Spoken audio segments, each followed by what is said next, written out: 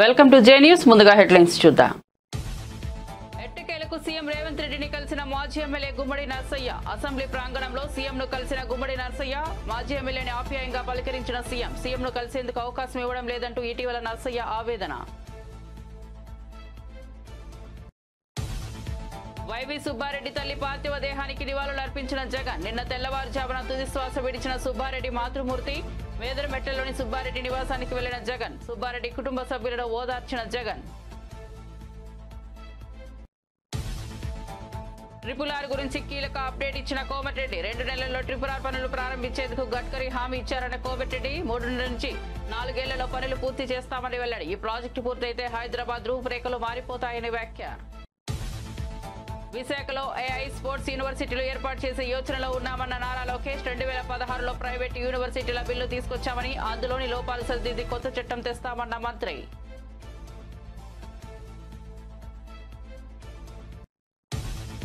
మంత్రి ఉత్తమ్ సూర్యాపేటకు ఎస్ఆర్ఎస్పీ నీళ్లు తీసుకురావాలన్న జగదీష్ రెడ్డి. మంత్రి అలా చేస్తే ఆయన కాళ్లు కడిగి ఆ నీళ్లు తన నెత్తిన పోసుకుంటానని ప్రకటన. పరిపాలన చేతకాక కాంగ్రెస్ వాళ్లు వ్యక్తిగత దూషణలకు దిగుతున్నారని ఫైర్. ఇక వార్త వివరాల్లోకి వెళ్తే, వైసీపీ రాజ్యసభ సభ్యుడు వైవి సుబ్బారెడ్డి మాతృమూర్తి పిచ్చమ్మ నిన్న తెల్లవారుజామున తుది శ్వాస విడిచిన సంగతి తెలిసిందే. ఆమె వయసు 85 సంవత్సరాలు. కొంతకాలంగా అనారోగ్యంతో బాధపడుతున్న ఆమె ఒంగోలులోని ఓ ప్రైవేట్ ఆసుపత్రిలో చికిత్స పొందుతూ కన్నుమూశారు. పిచ్చమ్మ పార్థివ దేహానికి వైసీపీ అధినేత జగన్ నివాళులర్పించారు. బాపట్ల జిల్లా మేదరమెట్లలోని సుబ్బారెడ్డి నివాసానికి జగన్ వెళ్లారు. ఈ సందర్భంగా ఆమె భౌతిక కాయానికి నివాళులర్పించి వైవి కుటుంబ సభ్యులను జగన్ ఓదార్చారు. ఈ సందర్భంగా జగన్ తో పాటు ఆయన తల్లి విజయమ్మ కూడా ఉన్నారు. సుబ్బారెడ్డి తల్లి అంత్యక్రియల్లో జగన్ పాల్గొనబోతున్నారు. హైదరాబాద్ చుట్టూ నిర్మించనున్న ట్రిపుల్-ఆర్ రీజనల్ రింగ్ రోడ్ గురించి కేంద్ర మంత్రి నితిన్ గడ్కరీతో చర్చలు జరిపానని తెలంగాణ మంత్రి కోమటిరెడ్డి వెంకటరెడ్డి తెలిపారు. శాసన మండలిలో ఆయన మాట్లాడుతూ ట్రిపుల్-ఆర్ దక్షిణ భాగం అలైన్మెంట్ పూర్తి చేసి పంపుతామని చెప్పారు. ఈ ప్రాజెక్టు పూర్తయితే హైదరాబాద్ రూపురేఖలు మారిపోతాయని అన్నారు. 2 నెలల్లో పనులు ప్రారంభించేందుకు గడ్కరీ హామీ ఇచ్చారని కోమటిరెడ్డి తెలిపారు. 3.5 నుంచి 4 ఏళ్లలో దీన్ని పూర్తి చేస్తామని చెప్పారు. ట్రిపుల్-ఆర్ గురించి గడ్కరీని 7 సార్లు కలిశానని తెలిపారు. బీఆర్ఎస్ నేతల మాదిరి రోడ్లను అమ్ముకునే అలవాటు తమకు లేదని చెప్పారు. చేయాలి. మనం చూసిన గోకాపేట కానీ ఫైనాన్షియల్ డిస్ట్రిక్ట్ కానీ ఏ విధంగా రేట్లు పెరుగుతున్నాయి, మిడిల్ క్లాస్ మ్యాన్కి ఏ విధంగా ఇబ్బంది ఉంది. ఇంకా సిటీని కూడా అప్గ్రేడ్ చేయాలి. నేషనల్ హైవేకి 6 నేషనల్ హైవేస్ క్రాస్ అవుతుంది కాబట్టి వెహికల్స్ బయటికి వెళ్ళే విధంగా దాన్ని టేకప్ చేయాలి అని మా ప్రభుత్వం వచ్చి నేను మినిస్టర్ అయిన తర్వాత నేను 7th రోజు ప్రమాణ స్వీకారం చేస్తే 11th డిసెంబర్ రోజు గడ్కరీ గారి దగ్గరికి వెళ్ళి దాదాపు 2 అవర్స్ పాటు చర్చించి ఆ తర్వాత వరుసగా 7 సార్లు ఇప్పటికి గెలవడం అధ్యక్ష.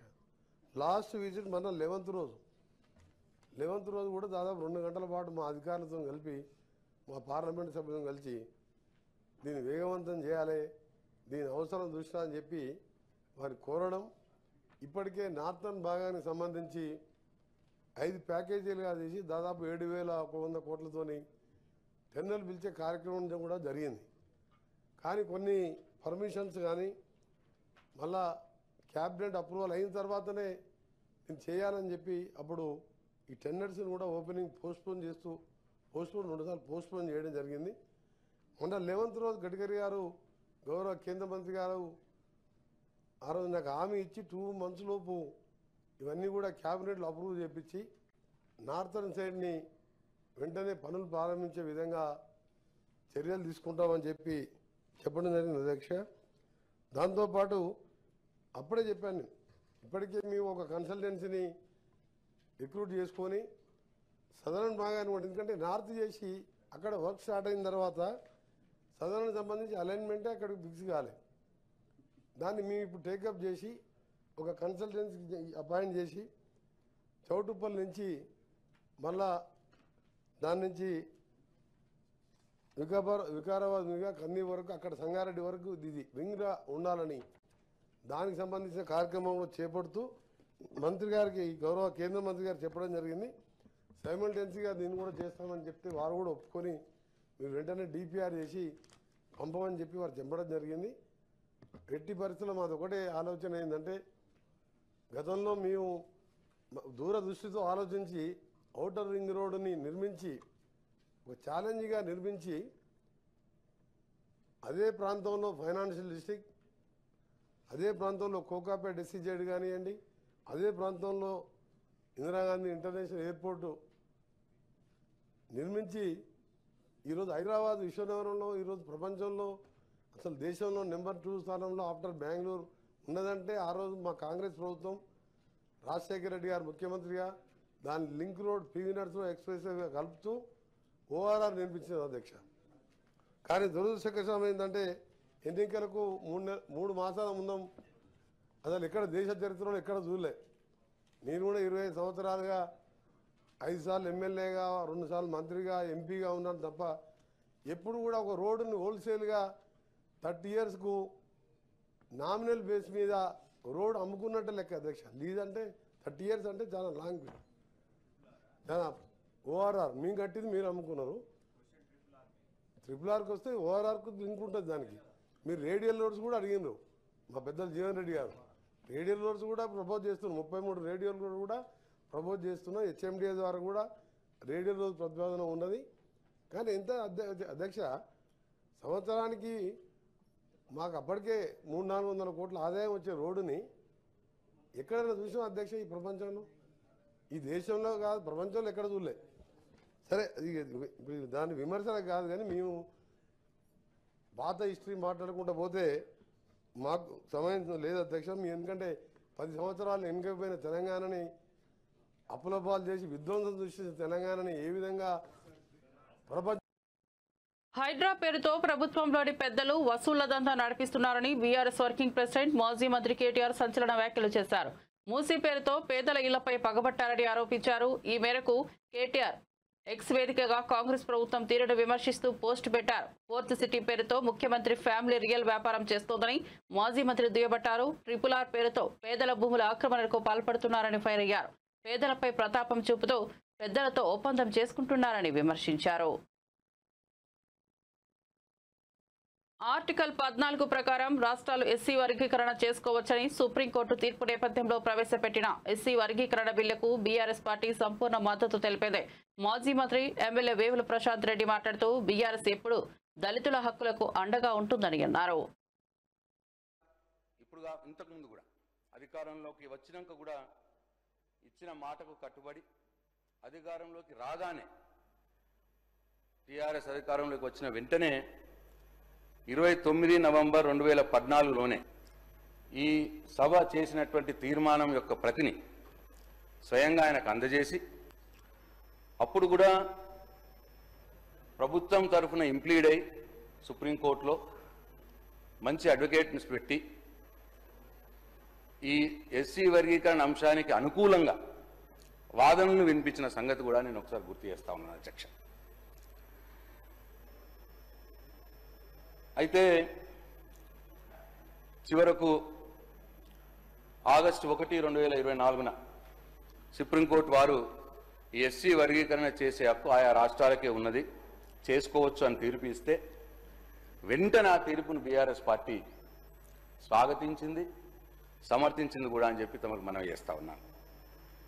ఇప్పుడు కూడా ఎస్సీ వర్గీకరణ కోసం ఎలాంటి అనుకూల కార్యాచరణ ఏది మీరు తీసుకున్నా, ఈ ప్రభుత్వం తీసుకున్నా డెఫినెట్గా బీఆర్ఎస్ పార్టీ సంపూర్ణ మద్దతు తెలియజేస్తుందని చెప్పి నేను మీ ద్వారా ప్రభుత్వానికి మనవి చేస్తా ఉన్నాను అధ్యక్ష.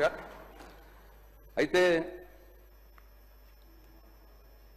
సరే, ఈ అంశంలో ఎవరికి తోచినంత వారు చేసినారు. అయితే విచిత్రంగా నాకంటే మొదలు మాట్లాడిన ఇటువైపు బీజేపీ వాళ్ళు కావచ్చు, కాంగ్రెస్ పార్టీ నుంచి కావచ్చు, అసలు ఇక ఎవరేం చేయలేదు మేమే చేసినామని వీళ్ళు, మేమే చేసినామని వాళ్ళు చెప్పుకోవడం కూడా ఇవాళ చూసినాం మనం. అయితే ఏవి కూడా సత్యాలు ఏవి కూడా తుడిపేయలేవు, దాపేయలేము అధ్యక్ష.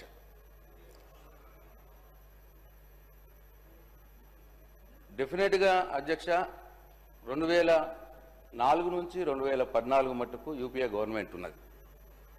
వారే ఉషా మెహ్రా కమిషన్ వేసినారు. ఉషా మెహ్రా కమిషను ఎస్సీ వర్గీకరణ రాజ్యాంగ సవరణ చేయాలి, ఎస్సీ వర్గీకరణ చేయాలి అని చెప్పి సిఫారులు చేసింది. కానీ అది ఏం కారణమో ఏమో ఆ 10 సంవత్సరాలు మాత్రం కార్యరూపంలోకి దాల్చలేదు అధ్యక్ష. ఇది సత్యం. ఇక్కడ కాంగ్రెస్ పార్టీ అధికారంలో ఉన్నది, అక్కడ కాంగ్రెస్ పార్టీ అధికారంలో ఉన్నది అధ్యక్ష. అట్లనే అధ్యక్ష ఇంకా విషయం, ఈ వర్గీకరణ కోసం మద్దతు రావట్లేదు, మాకు రావాల్సినంత చట్టసభల నుంచి కావచ్చు అని చెప్పి మాదిగ సోదరులు ఉద్యమాన్ని చాలా ఉధృతంగా చేసినారు ఆ సందర్భంలో, ఆ 10-15 సంవత్సరాలు. ప్రైవేట్ వర్సిటీల సవరణ బిల్లుకు ఏపీ అసెంబ్లీ ఆమోదం తెలిపింది. అమరావతిలో బిడ్స్ ప్రాంగణానికి 70 ఎకరాలు కేటాయించేందుకు ప్రభుత్వం నిర్ణయం తీసుకుంది. డీప్ టెక్ యూనివర్సిటీ ఏర్పాటు ప్రణాళికలు సాగుతున్నాయని, విశాఖలో ఏఐ స్పోర్ట్స్ వర్సిటీలు ప్రారంభిస్తామని మంత్రి నారా లోకేష్ తెలిపారు. 2016లో తెచ్చిన బిల్లులోని లోపాలను సరిచేసి కొత్త చట్టాలు అమలు చేస్తామని అన్నారు. 2016లో ఈ ప్రైవేట్ యూనివర్సిటీస్ చట్టం తీసుకొస్తాం జరిగింది. గత ప్రభుత్వం దీనికి 5 సవరణలు చేసింది అధ్యక్ష. ఆ సవరణలు నిన్న నేను ఒక ప్రశ్నకి ప్రిపేర్ అయ్యే సమయానికి నేను చదివితే అధ్యక్ష, మనం చేసిన చట్టాలు యూజీసీ గైడ్ లైన్స్ కి విరుద్ధంగా ఉంది. అంటే వాళ్ళు ఏం చెప్పారంటే, ఈ రోజు గ్రీన్ ఫీల్డ్ యూనివర్సిటీ ఏర్పాటు చేయాలంటే టాప్ 100 గ్లోబల్ యూనివర్సిటీస్ తో జాయింట్ డిగ్రీ ఉండాలి అని చెప్తాం జరిగింది. కానీ యూజీసీ ఏమంటుందంటే, జాయింట్ డిగ్రీ ఇవ్వాలంటే మినిమం ఇన్ని సంవత్సరాలు ఆ యూనివర్సిటీ ఆపరేషన్ లో ఉండాలి, ఇన్ని ఇయర్స్ అయి ఉండాలి అని చెప్తున్నారు. అంటే we are in conflict with UGC. So నేను మొన్న కూడా కౌన్సిల్ లో చెప్పాను, ఆ చట్టాన్ని మనం సవరణ చేయాలి, కానీ కొంచెం డీటెయిల్డ్ గా చేద్దాం. అంటే హడావుడిగా చేస్తాం, మళ్ళీ పొరపాట్లు చేస్తాం. కొంచెం డీటెయిల్డ్ గా చేసి ఆ చట్టాలని సవరిస్తాం జరుగుతుంది, దాంట్లో ఎలాంటి సందేహం లేదు. పెద్దలన్నట్టు పెద్ద ఎత్తున యూనివర్సిటీస్ మనం ప్రోత్సహించాలి. అంటే మేమందరం ముద్దుగా తాతయ్య అంటాం. సో బుచ్చే తాతయ్య చెప్పింది ఏంటంటే, చట్టాలు మేము సవరించాలి, అంటే ఎలాంటి డౌట్ లేదు. ఫారిన్ యూనివర్సిటీస్ మన ఇక్కడ ప్రోత్సహించాలి. అంతేకాకుండా మన దేశంలోనే ఒక అద్భుతమైన ఇన్స్టిట్యూషన్స్ ఉన్నాయి. ఒక ఉదాహరణ బిట్స్. ఈరోజు అధ్యక్ష నిన్నే కేబినెట్ మీటింగ్ లో బిట్స్ అమరావతిలో ఏర్పాటు చేసేందుకు 70 ఎకరాలు కేబినెట్ కూడా ఆమోదం తెలిపింది అధ్యక్ష. బిట్స్ ఆంధ్ర రాష్ట్రానికి వస్తుంది. అంతేకాకుండా అధ్యక్ష Tata group, LNT, IIT Madras, ప్రత్యేకంగా యూనివర్సిటీ ఆఫ్ టోక్యో తో కలిసి డీప్ టెక్ యూనివర్సిటీ, అంటే నెక్స్ట్ జనరేషన్ ఏఐ ఎంఎల్ కాకుండా నెక్స్ట్ జనరేషన్ యూనివర్సిటీ ఏర్పాటు చేయాలి.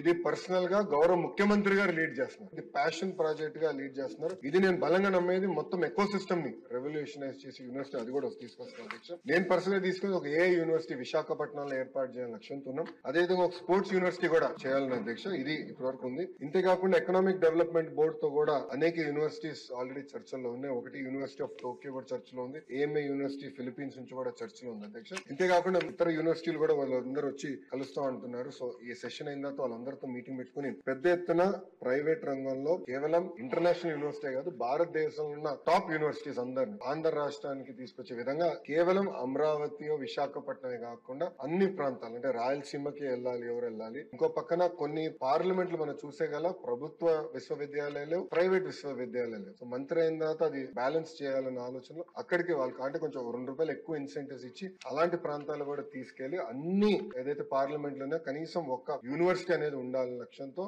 మన కూటమి ప్రభుత్వం పనిచేస్తుందని గౌరవ సభ్యులు తెలుపుకుంటూ అధ్యక్ష, 2016లో ఈ ప్రైవేట్ యూనివర్సిటీస్ చట్టం తీసుకొస్తాం జరిగింది. గత ప్రభుత్వం దీనికి 5 సవరణలు చేసింది అధ్యక్ష.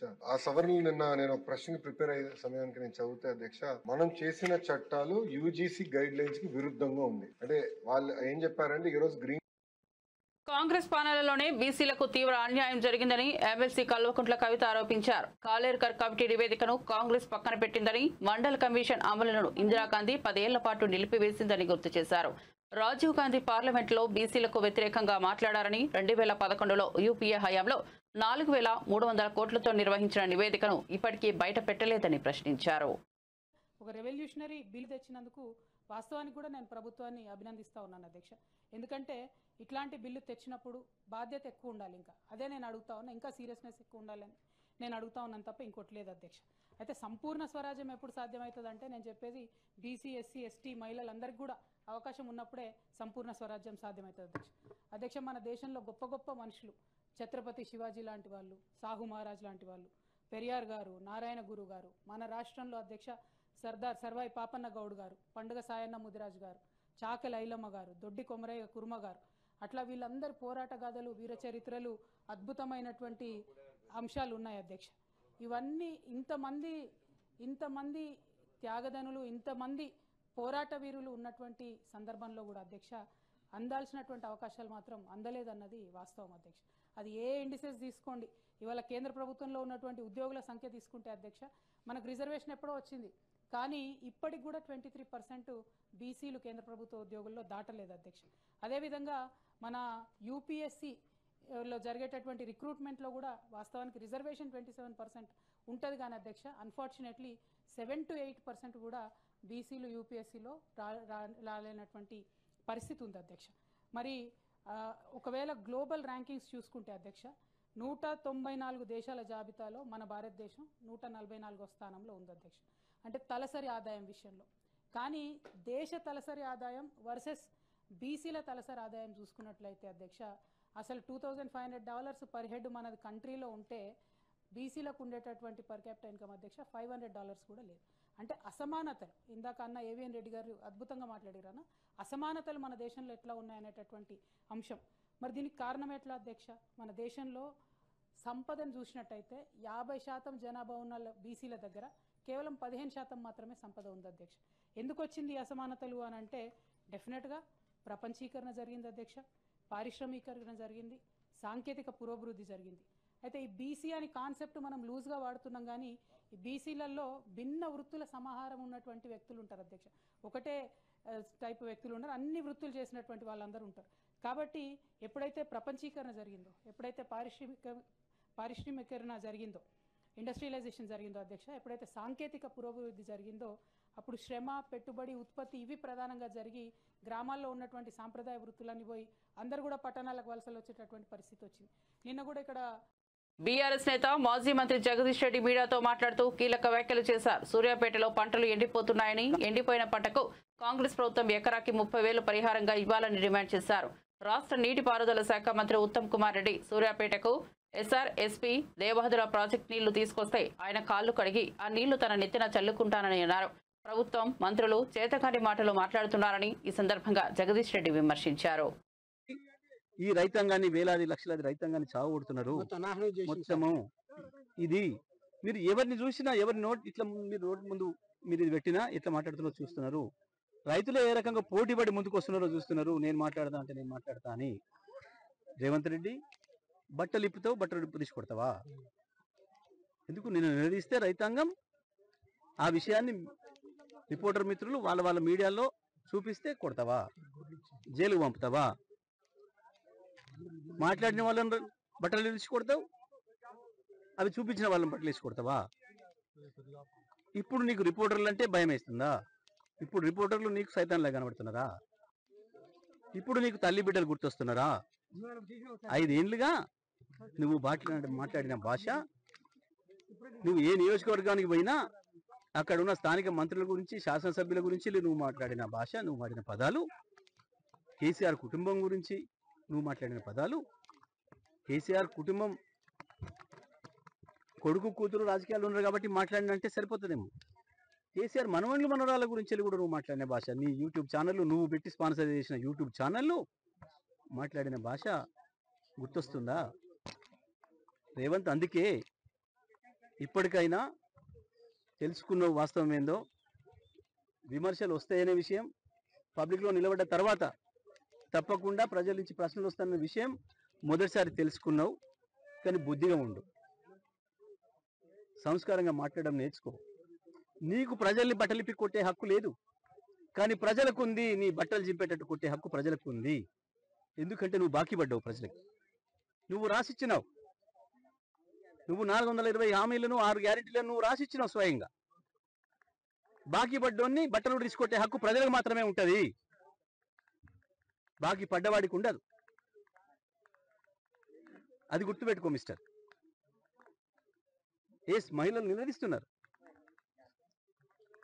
వాళ్ళని బాధ పెడుతుంది. ఆ ఎండిపోయిన పొలాలు వాళ్ళని బాధ పెడుతున్నాయి. వాళ్ళ కళ్ళ ముందట ఉన్న నీళ్ళు పోతుంటే దేశానికి మొత్తం పాడు చేసింది సార్. పెట్టిన పెట్టుబడి ఎక్కడికి పోతుంది? ఎట్లా తీర్చాలి? రేపు తెచ్చినప్పుడు ఎట్లా తీర్చాలి? నువ్వు చేసిన మోసం వల్ల వచ్చే రైతు బంధు రాకుండా ఆపేసిన దానివల్ల నువ్వు రుణమాఫీ చేస్తా వెంటనే పోయి తెచ్చుకోండి 2 లక్షలని నువ్వు చెప్పి నమ్మించి అప్పు తెచ్చుకుంటట్టు చేసి అప్పుల పాలు చేసి చేసిన అప్పు తీర్చకుండా, రైతు రుణమాఫీ, రైతు బంధు ఇవ్వకుండా, బోనస్ ఇస్తా అని చెప్పి ఒక బోగస్ మాట చెప్పి సన్నాలు వేసుకోమని చెప్పి అత్యంత ఖర్చు ఇబ్బందితో కూడుకున్నది అయినప్పటికీ నువ్వు ఇస్తానన్న బోనస్ ఆశపడి సన్నాలు పండించుకోవడానికి పొలాలు పెడితే ఈ పొలాలన్నీ సన్నవడ్ల పొలాలు ఎండిపోయిన పొలాలన్నీ కూడా ఎవడి దుర్మార్గం ఇది నీది కాకపోతే నువ్వు తప్పు చేసి ప్రశ్నిస్తే నేను కొడతా బట్టలు కూడా తీస్తా నా ఇంట్లో బాధపడుతున్నారు ఇంట్లో బాధపడుతుంటే పబ్లిక్లో రాకు రాజీనామా చేసిపో ఇంట్లో వండుకో పబ్లిక్లో నిలబడి కాగితాలు ఇచ్చి రాసిచ్చి హామీలు ఇచ్చి మోసం చేసి ఇలా నన్ను తిడుతున్నారు మెచ్చుకునే పని చేస్తే మెచ్చుకుందరు ఎందుకు ఇవాళ కేసీఆర్ని గుర్తు చేసుకుంటున్నారు మళ్ళీ ప్రజలు పొరపాటు చేసినాం తప్పు చేసినాం అన్ని ఇచ్చినా కేసీఆర్ని వదులుకున్నాం వీడేది ఎక్కిస్తున్నాడని చెప్పి వీనికే పోయినాం వీడు నట్టేట ముంచిండు అని చెప్పి ముత్తుకుంటున్నారు రైతు తెలంగాణ ముఖ్యమంత్రి రేవంత్ రెడ్డిని ఇల్లందు మాజీ ఎమ్మెల్యే సిపిఐ నేత గుమ్మడి నరసయ్య కలిశారు. అసెంబ్లీ ప్రాంగణంలో ఆయన ముఖ్యమంత్రిని కలిశారు. రేవంత్ రెడ్డికి గుమ్మడి నరసయ్య ఒక లేఖను అందజేశారు. మాజీ ఎమ్మెల్యేను రేవంత్ రెడ్డి ఆప్యాయంగా పలకరించారు. ముఖ్యమంత్రిని కలవడానికి అవకాశం లభించడం లేదంటూ సుమారు 15 రోజుల క్రితం గుమ్మడి నరసయ్య ఆవేదన వ్యక్తం చేశారు. ముఖ్యమంత్రిని కలవడానికి పలుమార్లు వెళ్లినప్పటికీ గేటు వద్దే ఆపేస్తున్నారని ఆయన వెల్లడించారు. ఈ క్రమంలో ముఖ్యమంత్రి అపాయింట్మెంట్ లభించడంతో ఈ రోజు ఆయన్ను కలిశారు. సికింద్రాబాద్ కు చెందిన వీసంశెట్టి యాదగిరి 100వ పుట్టినరోజు వేడుకలను ఆయన కుటుంబ సభ్యులు ఘనంగా నిర్వహించారు. 1925లో జన్మించిన ఆయన 100 ఏళ్లు పూర్తి చేసుకున్నారు. ఈ సందర్భంగా ఆయన కుమారుడు ప్రేమ్ సాగర్ వేడుక చేశారు. ఈ కార్యక్రమంలో కుటుంబ సభ్యులు పాల్గొని యాదగిరితో ఫోటోలు తీసుకుని సందడి చేశారు. కుటుంబ సభ్యులంతా ఒకచోట చేరి తన పుట్టినరోజు వేడుకగా చేయడం సంతోషంగా ఉందని యాదగిరి తెలిపారు.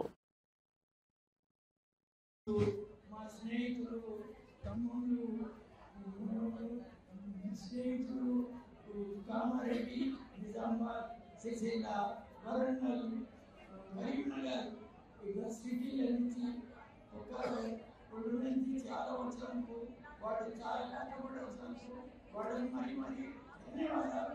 నా పేరు వీసంశెట్టి యాదగిరి. ఆగపల్లి ఇబ్రాహీంపట్నం తాలూకాలో ఆగపల్లిలో పుట్టాను. ఆగపల్లిలో పెరిగి ఆగపల్లిలో 3వ తరగతి 4వ తరగతి చదువుకొని ఆగపల్లికి వెళ్ళి అక్కడ ఆడదాల వ్యాపారంచే వ్యాపారం బట్టలు రావడం సినిమాలు వ్యాపారం చేసి అనేవాడిని. అక్కడ కొన్ని రోజుల తర్వాత హైదరాబాద్ సికింద్రాబాద్ వచ్చాము. సికింద్రాబాద్ సికింద్రాబాద్ అని షాప్ పెట్టాము. 2 రోజులు విడిపోయాము. విడిపోయిన తర్వాత విసర్జనపై ఆర్డర్స్ కాబట్టి లోపల వ్యాపారం చేస్తున్నాం. బొమ్మ యాత్రలు పేదవాళ్ళు ఈ శక్తి సిమెంట్ చాలా సాయం చేశారు. ఉన్నాయన కేసీపీ సిమెంట్ చాలా పెద్ద వ్యాపారం చేశారు. చాలా బాగా సంపాదించారు. అక్కడి నుంచి శ్రీనివాసు వాళ్ళు వచ్చి శ్రీనివాస మా నాన్నగారు 2 రోజులు రూపాయలకు గిరాయికున్నాం. అక్కడ మా నాన్న అందరి తమ్ముడు అందరికీ చేసారు. అందరికీ 8 రోజులు ఇచ్చారు. మా నాన్న 2వ తరగతి అందరి వ్యాపారాలు చేసి కొన్ని వ్యవహారాలు మంచిగా చేసి కొన్ని రోజులు కొన్ని రోజులు కొన్ని కష్టాలను మొదలుపోయాము. మరి మంచిగా ఇప్పుడు అందరూ అన్నదమ్ములు నేను మొత్తం యాదగిరిగుట్ట శ్రీ లక్ష్మీ నరసింహస్వామిని మిస్ యూనివర్స్ విక్టోరియా కెజార్ హెల్విన్ దర్శించుకున్నారు. డెన్మార్క్ కు చెందిన ఆమె భారతీయ సంప్రదాయం ప్రకారం చీరకట్టుకుని ఆలయానికి వచ్చారు. ఆమెకు అధికారులు స్వాగతం పలికారు. స్వామివారికి విక్టోరియా ప్రత్యేక పూజలు నిర్వహించారు. దర్శనం అనంతరం ఆలయ అర్చకులు ఆమెకు వేద ఆశీర్వచనం చేసి తీర్థ ప్రసాదాలు అందజేశారు.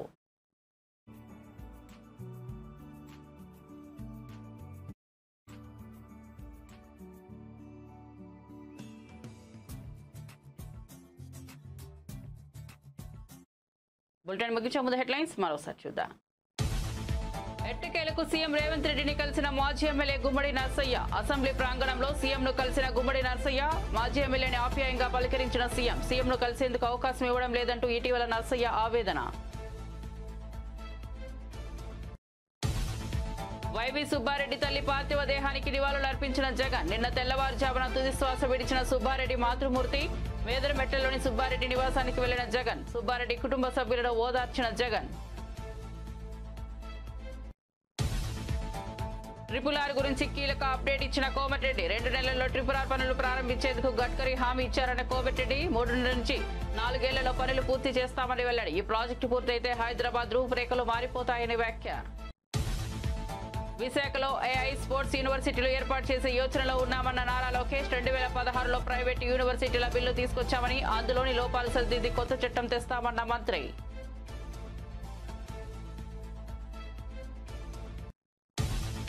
మంత్రి ఉత్తమ్ సూర్యాపేటకు SRSP నీళ్లు తీసుకురావాలన్న జగదీష్ రెడ్డి. మంత్రి అలా చేస్తే ఆయన కాళ్లు కడిగి ఆ నీళ్లు తన నెత్తిన పోసుకుంటానని ప్రకటన. పరిపాలన చేతకాక కాంగ్రెస్ వాళ్ళు వ్యక్తిగత దూషణలకు దిగుతున్నారని ఫైర్.